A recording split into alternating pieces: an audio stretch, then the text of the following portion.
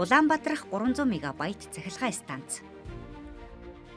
Манай улс нийт хэрэглээний 22.3%-ийг импортоор авч, үүнээс говийн бүсийн нэгдсэн сүлжээнд нийт импортын 58.3%-тай тэнцэх хэмжээний цахилгаан хэрэглээг бүгд найрамдах хятадд улсаас импортолж байна.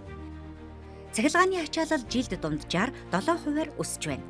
Цаашид чадлын дутагдал нэмэгдэхээс гадна оргил ачааллыг давхад гол үүрэгтэй оролцдог дулааны цахилгаан станцуудын үндсэн тоноглолын ашиглалтын хугацаа дуусч, үйлдвэрлэлтийн хэмжээ буурах зэрэг эрсдэлтэй нөхцөл байдал үүсэж байгаа учраас шинээр эрчим хүчний их үүсвэрүүдийг яаралтай барьж ашиглалтанд оруулах шаардлагатай юм.